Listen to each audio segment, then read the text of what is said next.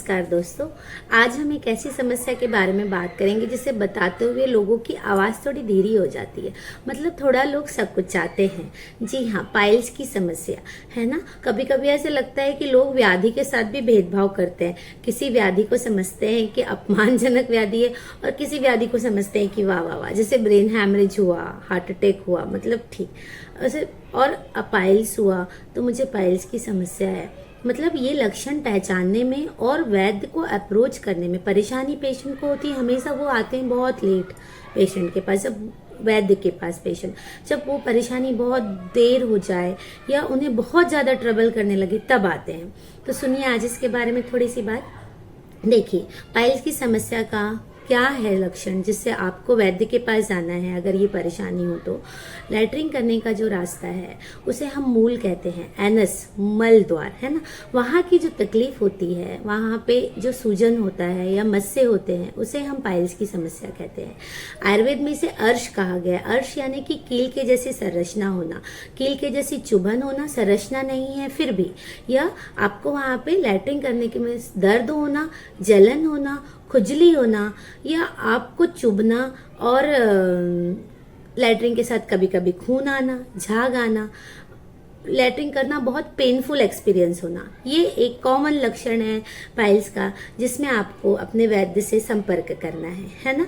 ये आपको क्यों हुआ है, इसके बहुत सारे कारण होते हैं। जिनकी डाइट और स्लीप रूटीन में नहीं रहती है, जैसे जनरली शिफ्ट जॉब वाले होते हैं, नाइट जॉब वाले लोग होते हैं, जिनको रात में भी इमरजेंसी करनी पड़ती है, जिनका वजन बहुत ज़्यादा होता है, जिनको डायबिटीज़ है, बीपी है, थायराइड की समस्या है, या प्रेगनेंसी या डिलीवरी के बाद महिलाओं को हो जाता है, जिन्हें बहुत देर तक बैठे रहने का काम है, ऐसे इसके बहुत सारे कारण होते हैं। अव्यवस्थित जीवन शैली से भी ये हो सकता है कि आपका खान पान बहुत गड़बड़ है ना, या और ऐसा नहीं है कि आपका खाना पीना अच्छा है, व्यवस्थित जीवन शैली है, योग भी करते हैं, नींद भी अच्छी लेते हैं, फिर भी ये हो सकता है, क्योंकि इसके होने के बहुत सारे कारण होते हैं। कुछ जेनेटिक कॉज भी होता है कि आपके फैमिली में किसी को है, मम्मी पापा को, दादा दादी, नाना नानी को, तो भी आपको ये समस्या हो सकती है। तो आपने क्या करना है, जब आपको इस तरह की कोई तकलीफ हो तो तुरंत आपको सजग होना है, हमारे पास आना है, अपने वैद्य से कंसल्ट करना है। वो आपकी प्रकृति देख के, आपकी परेशानी सुन के, आपकी जीवनचर्या देख के डिसाइड करेंगे कि ये कौन सा वाला अर्श है, ये आपको क्यों हुआ है। क्योंकि आयुर्वेद में बोला गया है कि जो बीमारी जैसी हुई है उसको वैसे ही ठीक करना है। तो इसलिए इसका निदान परिवर्जन करने से, जो होने का कारण है उसे दूर करने से, इसमें बहुत जल्दी रिजल्ट मिलता है। 24 से 48 घंटे में आपको आराम मिलता है। इसमें जो ट्रीटमेंट की प्रोसीजर है वो 5 पोर्शन में बटी होती है। आयुर्वेदिक दवाइयाँ देते हैं, स्थानिक सेक, मतलब वहीं पे सेक पहुंचाने के लिए, मूल भाग जो है अवगाहन की प्रक्रिया बोलते हैं, गर्म पानी के टब में बिठा के दवाई डाल के बैठने के लिए, सेक करने के लिए बोलते हैं, जिससे बहुत दर्द में आराम मिलता है। कुछ वहाँ पे लोकल एप्लीकेशन के लिए, लगाने के लिए क्रीम दिए जाते हैं।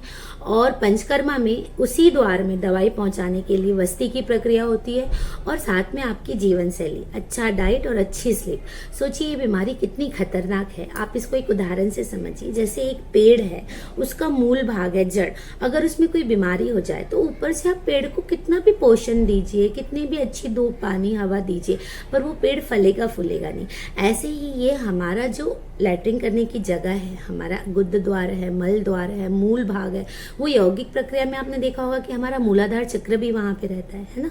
तो वो हमारे लिए बहुत इंपॉर्टेंट है। अगर वहाँ की बीमारी को आप नज़रअंदाज करेंगे, शर्म करेंगे, नहीं बताएंगे, अवॉइड करेंगे, तो ये आपको अंदर से खोखला और कमजोर कर देंगे, है ना। तो अगर इसके लक्षण हो तो तुरंत संपर्क करिए, सजग होइए और इसका निदान कराइए।